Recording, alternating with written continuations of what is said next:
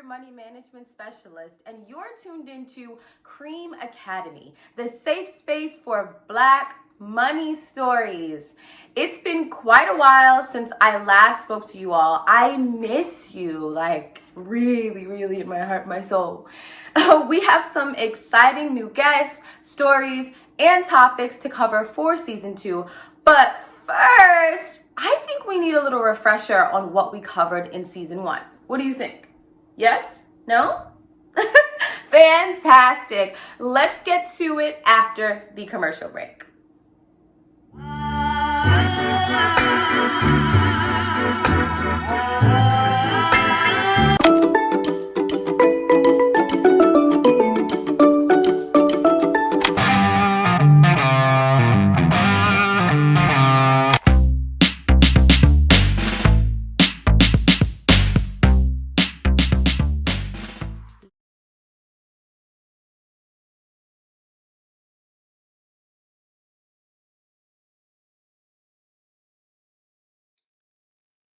Welcome back to Cream Academy. I'm your host, Queen Candace, and this segment is sponsored by The Cafe Unwind, a safe haven for Black women to let their hair down and engage in sister chats.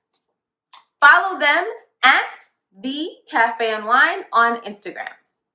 All right, let's get into our nugget of knowledge for the week.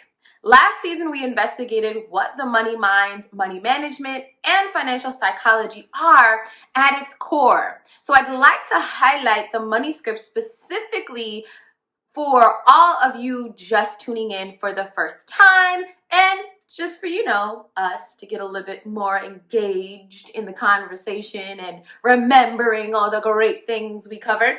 So hey, hello. And we will get into these money scripts. So money scripts are underlying assumptions or beliefs about money that are only partially true. They're often developed in childhood and unconsciously follow you throughout adulthood and are derived from what the field calls financial flashpoints. And these are just really early life events or series of events associated with money that is so powerful, they leave a lasting imprint. It's passed down from generation to generation within families, cultures, and it really shapes your financial behaviors. So unless dealt with, it becomes highly resistant to change. So it's hard to get out of the habit, and it's hard to unlearn, what we feel and associate with money, right? So it is gender neutral and associated with net worth, income, credit card debt, socioeconomic status in childhood, and an abundance of other things. Now, there are 4 categories of money scripts. There's money avoidance, money worship, money status, and lastly, money vigilance, which is really the good one that you want to be at, right? So let's define those terms really quick. People with money avoidances systematically avoid dealing with their money while rejecting personal responsibility for their financial health. Those with a money worship, money script believe an increased income will be the solution of all their problems, right? While people with money status, money scripts are concerned with the notion that their self-worth equals their net worth. And finally, those with money vigilance tend to be watchful, alert, and concerned about their finances, sometimes to their detriment, but we'll get into that a little bit later. Y'all as excited as I am to review the money scripts and see a few of our season 1 guests again? Yeah? Yeah, me too. So stay tuned after the commercial break.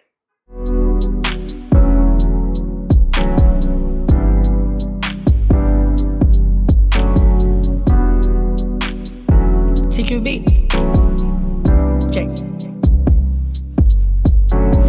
We gon' get your money right. We gon' need your mind. Building things, hopes and dreams, one step at a time. It's the Queen Blueprint. Welcome to the movement. Cash rules everything around me. Cream Academy. Everything you wanna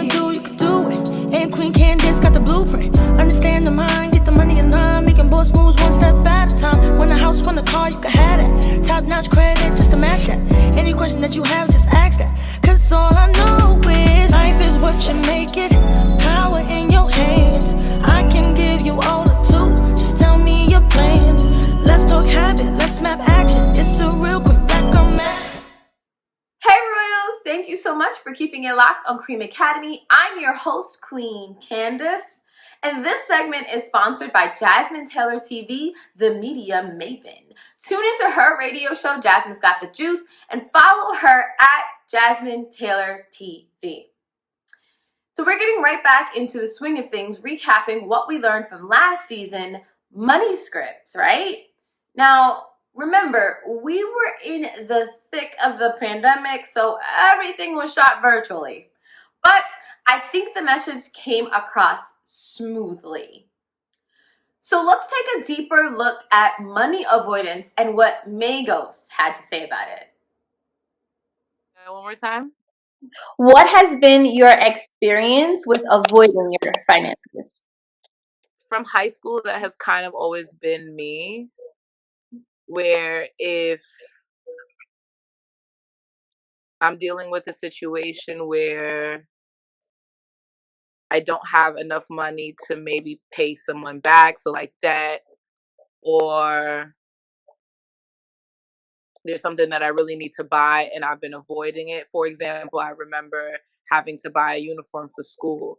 Since then, like a uniform for a cheerleading group that I was in. Since then, I think I've kind of built an attitude where I push my finances to the side and kind of forget about it.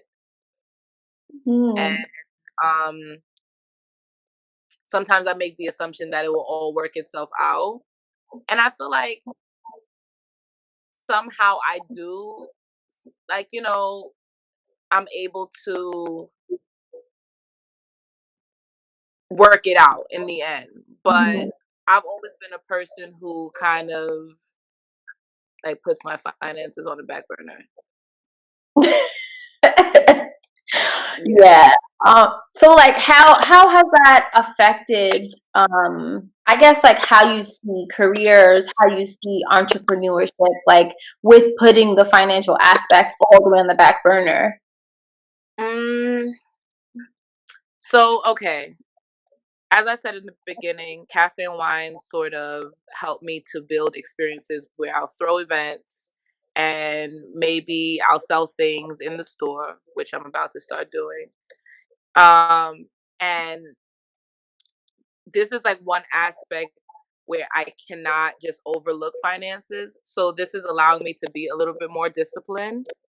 But at the same time, I'm learning through all of this, like as far as like building inventory and really learning about the money and building profit from everything that I'm doing. I'm learning that it has to be in sort of like a linear structure sort of way.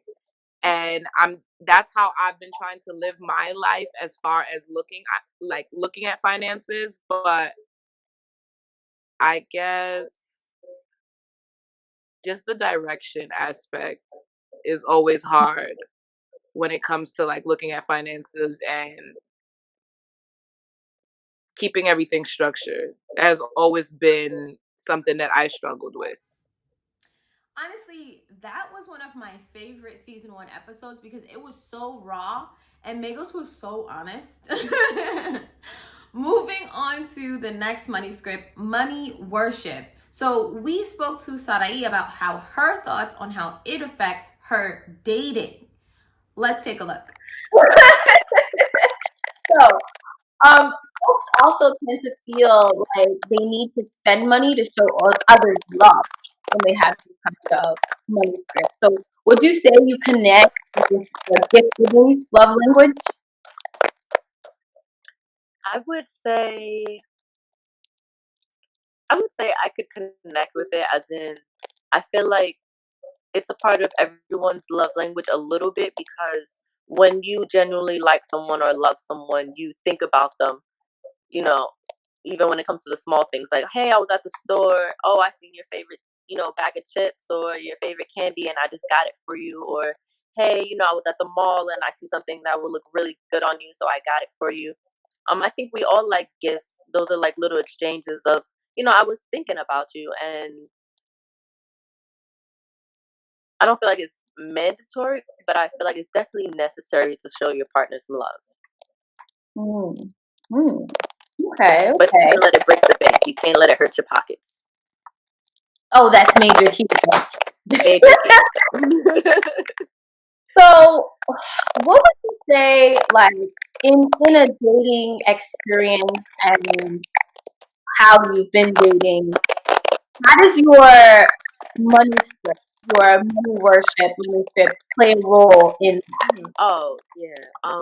I would say definitely, in the beginning stages of entrepreneurship, you definitely have to have someone who's understanding, who understands worth ethic and knows that you're striving for a certain goal and they have to want to support you in that goal. So it's going to be a lot of, late nights. There were definitely for me, um, you know, um, a lot of times where I couldn't go out.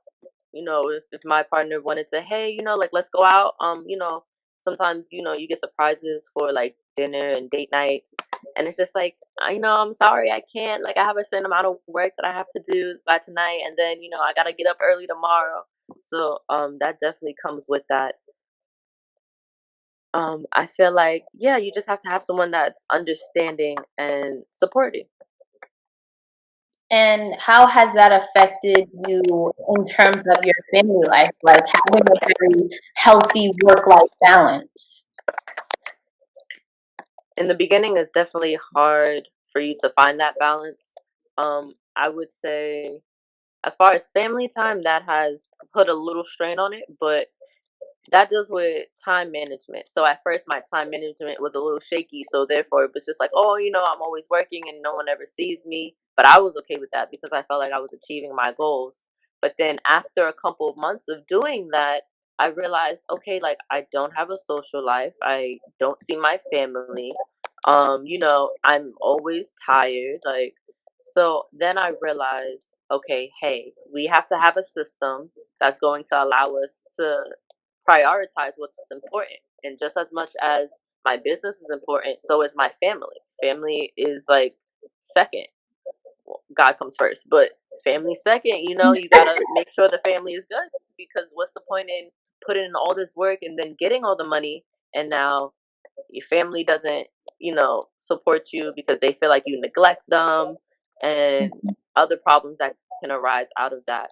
So in my experience, I've definitely had to learn to set that time aside. So on the days off that I do plan for myself, I make sure I spend that with family and friends.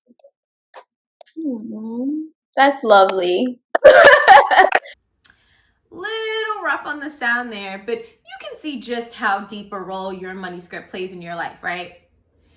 So the last two money scripts, we weren't able to grab guests to represent them, but we explored them nonetheless. So money status is a difficult money script to cop to, honestly, because listen to what it says, money status, right? But let's hear how eloquently I described it. Candace, and today we're tackling the most hindering money script in the Black community, money status. Let's get a clear understanding of what money status is exactly. They are concerned with the notion that their self-worth equals their net worth, right? We spoke about that in segment 1. They believe money literally gives them status. They relate money to their socioeconomic status, class. They feel like they always need to have the next new big ticket item. And I know you guys are ready for my spender profiles that I have been promising, but we're not going to get into that in season 1. It's a little deep. That's more like season 2, season 3-ish, I'm thinking. I don't know yet. I haven't decided. But we will share and get into those very, very soon. So they're interested in the outward display of their wealth to others. Now, this is major key. So I want you to hold on to that line for me. They're most likely young, single, less educated than their peers. Notice the verbiage here, because it's not by accident. I'm not saying that anyone is stupid. I'm not saying that anyone is dumb, but less educated. We're not here to make anyone feel less than. I'm literally taking this from the financial therapy textbook itself, right? So this is the verbiage that they use. They most likely have lower levels of net worth, grew up in lower socioeconomic classes, and are materialistic. Interestingly enough, they also tend to lie to their spouses about their spending.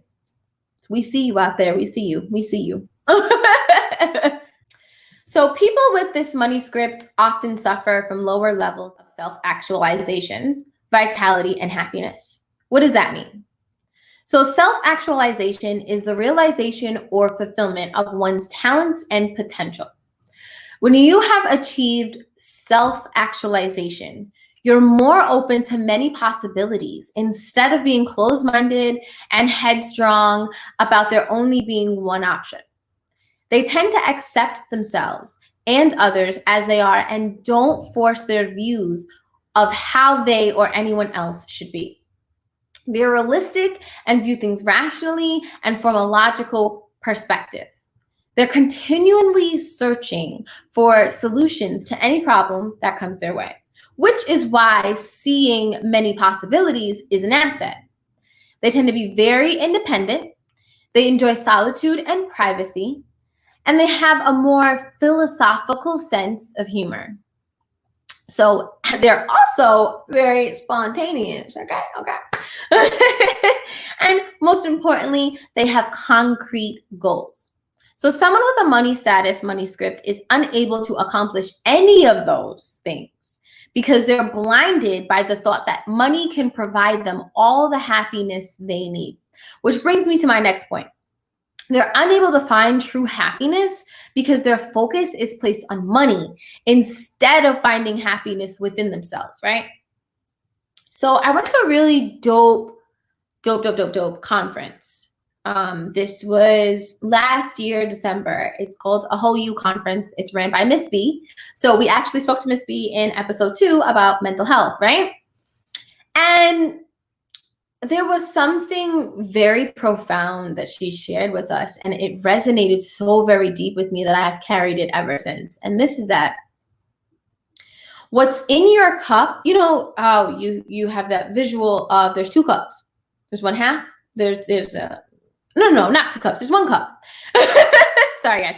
There's 1 cup, and it's halfway filled, right? So what is in this cup is for you. This is not speaking about the actual perspective of whether it's half full or half empty. That's irrelevant. What's in the cup is for you, right? So a lot of us tend to give and give and give and give until we're completely empty. And so our cups are left ran dry, right? There ain't nothing in there. There's not a speck of liquid left in there, right? But what was beautiful about what she shared with us is that you should only be giving from your overflow, right? So your overflow means that your liquid inside of the cup, all of the stuff that is yours, all of the things that makes you you, all of the things that you usually try to give to others, is completely filled to the top. It's all the way to the brim. And it has started to spill over, right? And now you have so much in this cup, you can give some away, right? Because now you're just making a mess. It's mess everywhere. It's mess everywhere. Liquid everywhere. So you have to learn how to give from your overflow. And happiness, my dears, comes from within. It comes from those things that are in that cup, not from the things that you can try and grab from someone else's cup, not from the things that you see growing in someone else's garden, right? Because, you know, the grass is not always greener on the other side. It's green when you water it. Again, we're coming back to that water. All right, we have finally arrived at the very last money script, money vigilance.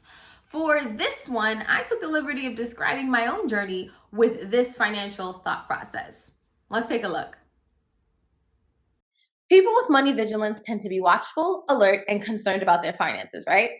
They're less likely to avoid their financial matters, overspend, gamble, and engage in financial enabling, which is supporting their own family members through every single thing, no matter what they're doing, whether the family member is actually contributing to the family money pot or not.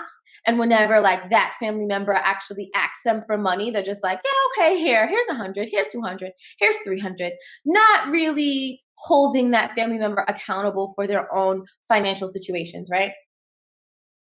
So they're actually very discreet with their money, and they may suffer from excessive wariness and anxiety because they tend to be distrustful of others around money. They're less likely to lie to their spouses about spending, which is a great thing, and find it necessary to save money. Sometimes they can suffer from excessive anxiety that can keep them from enjoying their lives, though. And they want to work for their money and they don't really care for handouts, right? So these are not flashy, out there people, right? These are people behind the scenes, like, hey, I'm just here to make my money and go and live my life. Now, like I said, sometimes they may not be living their life to the fullest, but they're living life on their own terms. So they want to work for their money, and they don't care for handouts. Money vigilant people could possibly suffer from workaholism, from wanting to always strive to do better with their finances, and they don't generally use credit cards, opting for cash-only transactions. So this kind of sounds like Dave Ramsey, just a teensy bit. And they generally have higher net worth and income. See, wasn't that great? Nice and painless. We learned a little bit of something. I like to teach here on Cream Academy. So this is a different kind of talk show, right? We're going to learn a little something. We're going to experience a little something. And we're going to get real life examples and money stories from real life people. So definitely keep it locked right here. So for those of you who tuned into last season, wasn't it great to get that refresher? It was great, right? It be honest, it was great. So for those of you who are just now tuning in for the first time, welcome. I'm a little wacky. I got a lot of energy. So hey, this is me.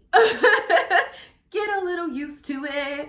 All right, so let us know if you enjoyed learning something new today. Right? Slide in my DMs on Instagram at The Queen Blueprint. Let me know that you tuned into this episode, and let's have a little bit of conversation, okay? Or maybe, even after the commercial break, we'll talk about what's in store for us this season. Lady Magazine is your source for the latest in lifestyle, current events, music and entertainment, fashion and beauty, entrepreneurship, and more.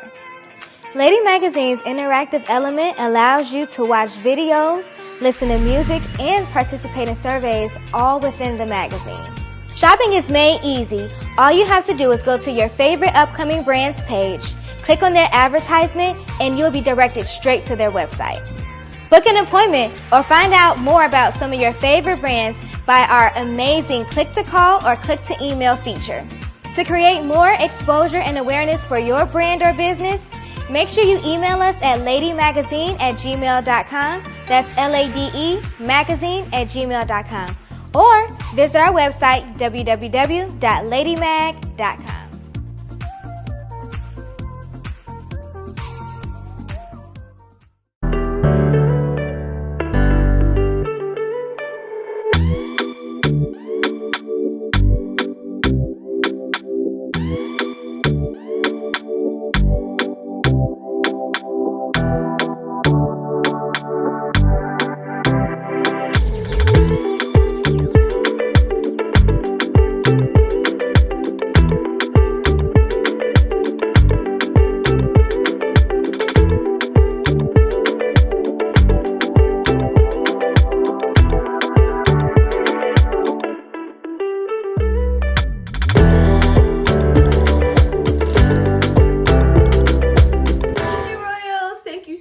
For joining us on Cream Academy. I'm your host, Queen Candace, and this segment is sponsored by Miss Jerisa Sass, your benevolent and sassy mentor who teaches you how to live life beyond your trauma. Book her services at jerisasass.com. It has been amazing learning and exploring financial psychology and money management with you all, because like I always say, money management is way beyond just budgeting, okay? It's about your money mindset. It's about alleviating financial anxiety, financial fear, and really understanding fundamentally how you make financial decisions, right? So now that we've refreshed our memory on what a money script is and described in detail what each of the money scripts are, we are fully equipped to learn something new. The 7 spender profiles. I know that I promised you guys that I would get into these, and we have arrived at the point in time where it's time to learn them.